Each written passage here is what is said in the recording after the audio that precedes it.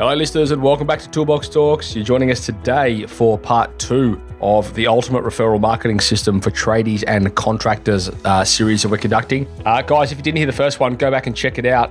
It'll make a lot more sense to you if you do that. So this is the second part. This one's called How to Make the Most Out of Your Network. I'm joined by the Referral Marketing Guru, Mr. Michael Griffiths, and it is a cracker, guys. I also want to add as well, if you head across to the resources section of thesiteshed.com, so that's thesiteshed.com/resources, you can get hold of the referral game plan. It's an extremely useful document, guys. It helps you put a bit of structure around your referrals, so go and grab that. It's for the grand price of $0. Likewise, you can get hold of it at the show notes as well. If you want to watch this as opposed to listen to it, you can head across to the show notes, which is going to be thesiteshed.com/blog/referral-2. Anyway, you'll be able to find that if you just jump on, go to thesiteshed.com and search for the podcast, you will see it. All right, cool. That's all. So, guys, if you get some value out of this, please let us know. Leave us a review. We would much appreciate it. It only takes you 2 seconds to leave a review, and it does make a lot of difference to us. So if you could do that, that'd be much appreciated. And go and share it with someone else who would get value out of this. Awesome. Rock and roll. Today's podcast has been proudly brought to you by Tradie Web Guys.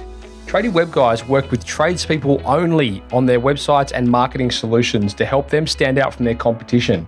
Everything from web design through to SEO, search engine marketing, content creation, you name it, guys. It is a customized solution for trade-based organizations, and it's fantastic. Head across to tradiewebguys.com.au/apply, fill in the form, and let's have a conversation. It'll be the best thing you could possibly do to kickstart 2019 the right way. Giving tradies and contractors around the globe the tools to run a modern business. You're listening to Toolbox Talks from the Site Shed. Now here's your host, Matt Jones.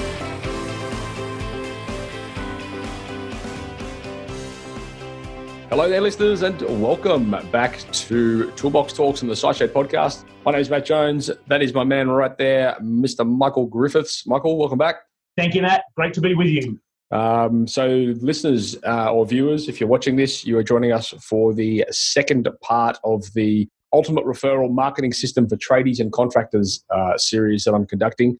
Michael is the Referral Marketing Guru, and this is part 2, which is called How to Make the Most Out of Your Network. Now, I encourage you guys, if you didn't get to hear the first one, go back and check it out. It's likely that it will make a lot more sense to you if you do it that way. The first episode was called Building Your Referral Team. And Michael left some absolute golden nuggets in that episode there. So make sure you go check it out. There'll be a link to that in the show notes. Michael, in this episode, we are talking about how to make the most out of your network. This is exciting because I feel like we're going to get into the more macro side of things, and we're talking about webs and who's involved and who we're connected with and blah, blah, blah. Am I kind of on track there?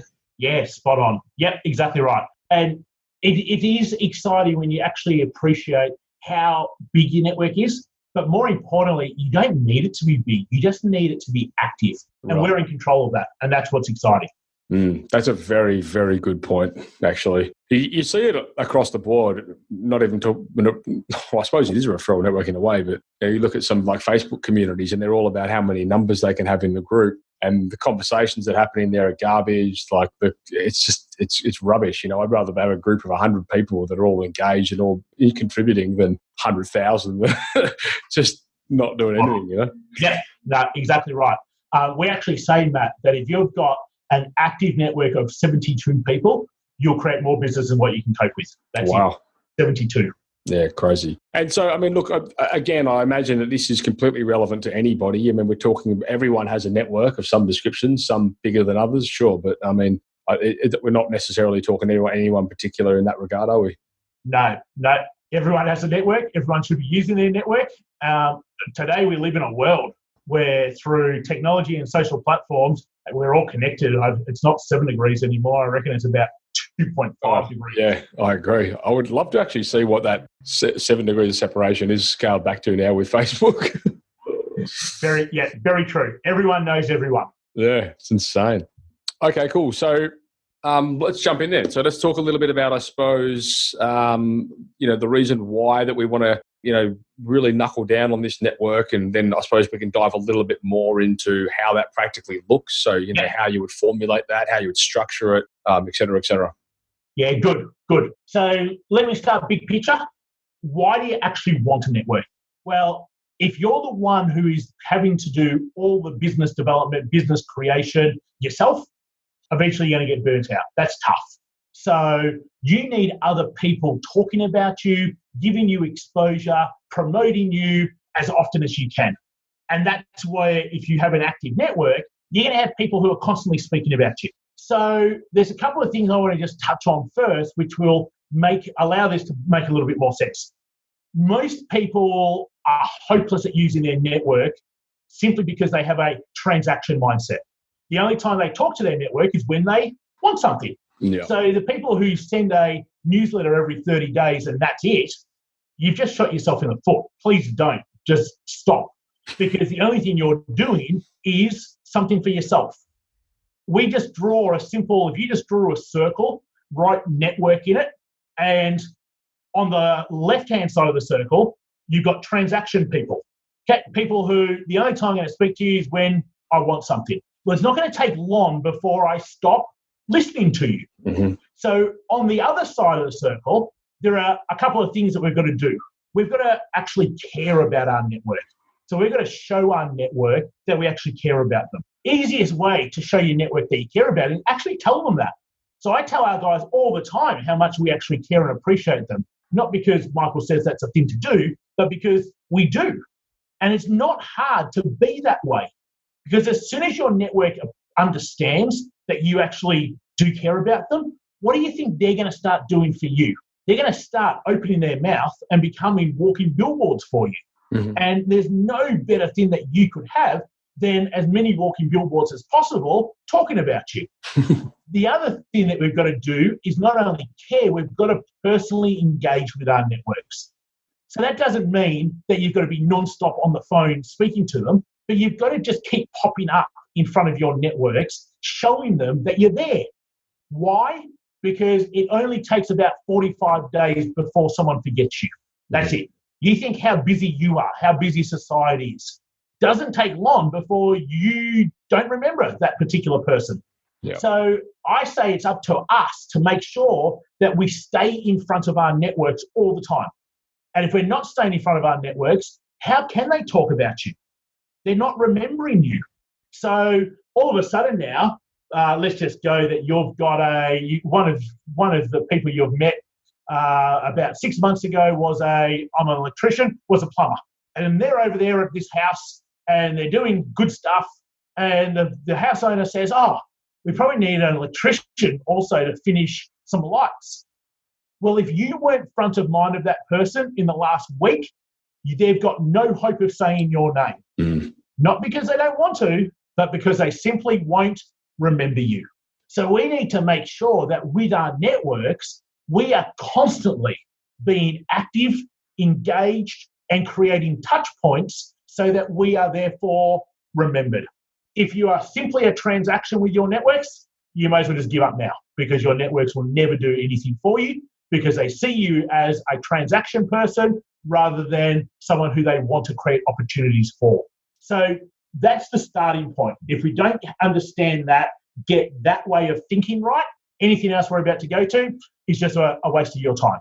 Yeah, it's a good point as well. I know, like so often, I really try hard to get our guys to, and we've built a product around it even, helping them create relevant, useful content, because to avoid that scenario where they have to be going back to people all the time, trying to promote or discount or have an offer or something like that. Because I think now in that information age especially, people are interested in learning things. And like these guys are out there doing amazing things. Like they're transforming lives, building homes, all this kind of stuff. They do the coolest stuff and they're not so great at communicating it sometimes. So, even the simplest thing, like having a nice, freshly created project gallery. Like I just came up just before I spoke to you, we created 2 for this client and in Melbourne. And they're incredible. Like he said, his home's featured in magazines and all this kind of stuff. And he's like, you mean I can put that on my website? I'm like, of course you can put it on your website. That's the whole idea. It's just, and like, I just know like anyone could read that and go, this is so cool. Yeah, no, spot on. And again, to stay front of mind. So we run this simple little front of mind plan. No more than 10 minutes as a block. You can do it every day. You can do it every other day. But in that 10 minutes, you're going to do a whole bunch of activities that get you front of mind of your network. And the first one is like, comment, share. Get onto your social platforms. Don't do anything but go through your news feed and just simply go like. You got 50 likes within 2 minutes. Yeah. What does that actually do? Well, for the other person, it now shows you your name pops up. If they see it on their phone, your face pops up. And all of a sudden now, whether they want to or not, they have to remember you. So it's just so easy to be remembered by just doing some simple things. So we call that the like, comment, share.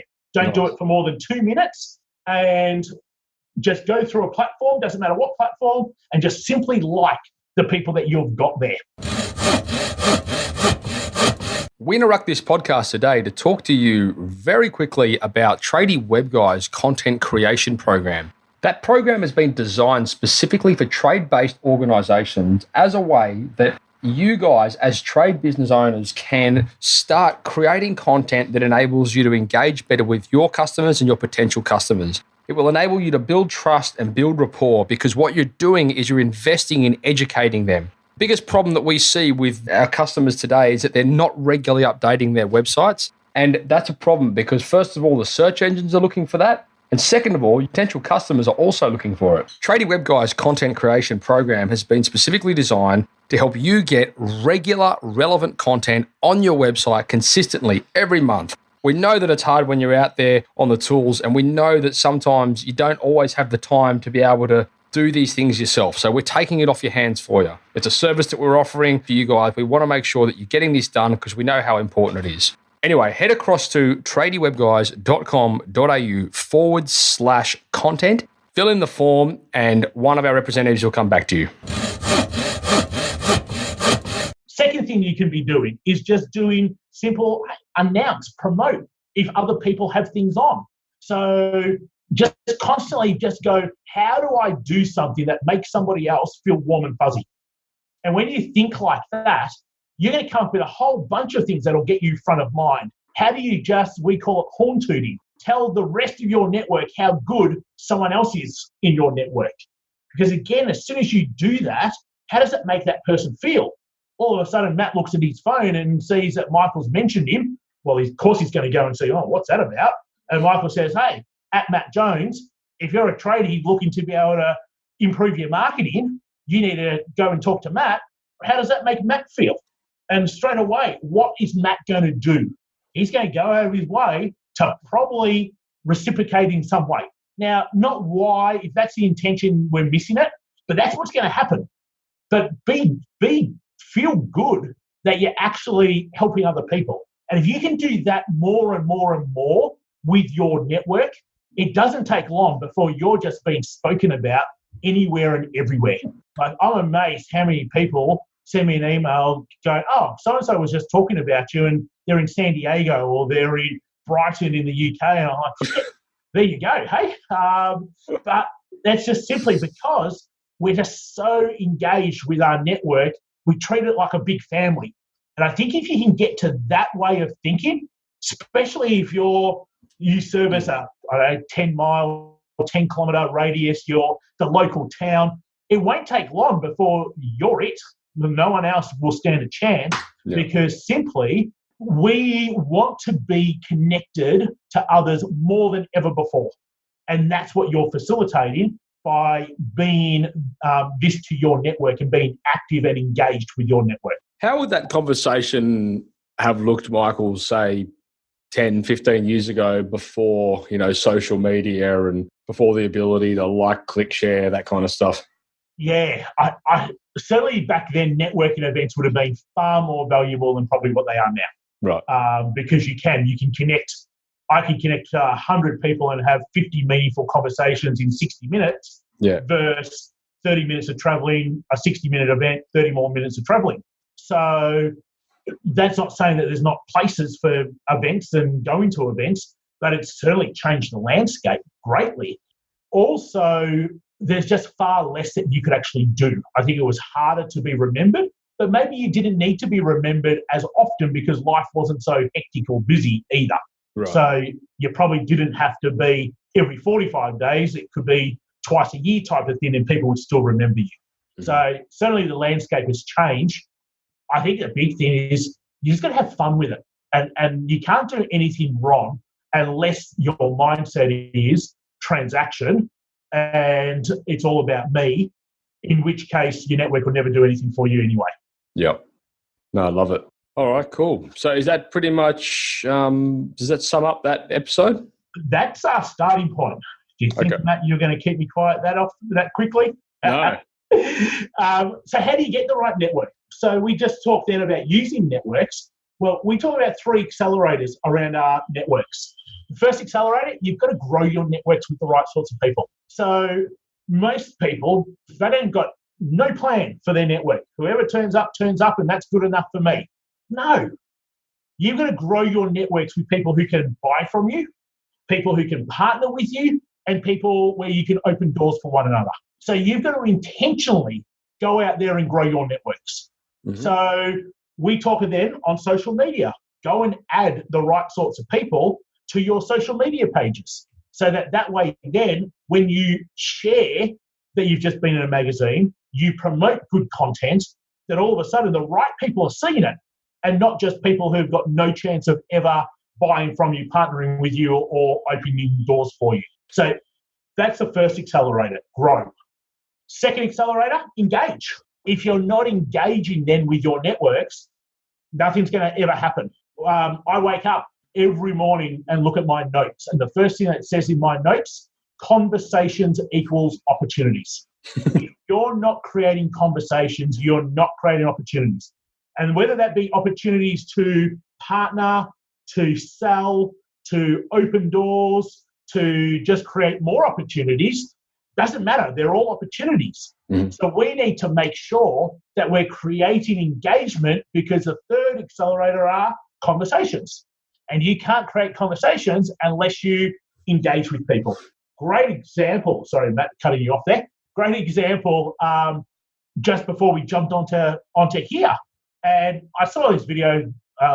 Real sort of big network of consultants over in the US, and he did a video this morning, and so I sent him a message. Hey, Kevin, great video. Really love what you're saying there. And he messaged straight back. Oh, thanks for your support. And we got into a bit of a conversation. Now I'm back over to LA, just up the road from him in November. I'm over there mid-November. Love to be able to catch up. Let's find more ways we could do things for each other. Yeah, that sounds fantastic. Let's do that. Well, none of that can occur unless you are willing to engage with your network and create conversations with your network.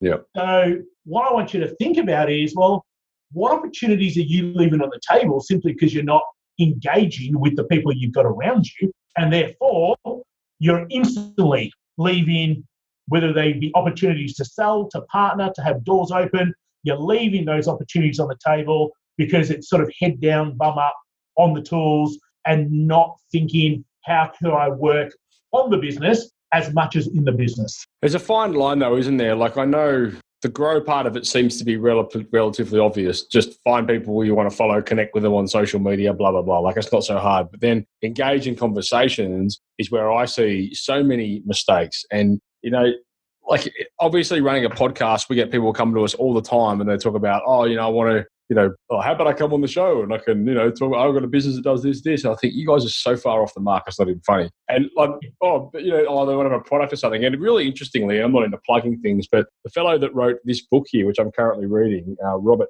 Gerish, The 1 Minute Commute, it's called. And he sent me an email a little while back, and I thought it was so creative how he did it that I actually not only replied to the email, I said, mate, once I've read the book, I'll get you on the show to talk about it. Because he basically reached out to me and he said, oh, Matt, I've been following the podcast for a while now. He's not a tradesperson either, but he gave examples of some of the podcasts that he liked and what he liked out of them, so I knew he wasn't making it up. And then he said, listen, I've written a book. I'd really love to send you a free copy so you can have a read through it, because he's seen in my newsletter that I've been doing book reviews.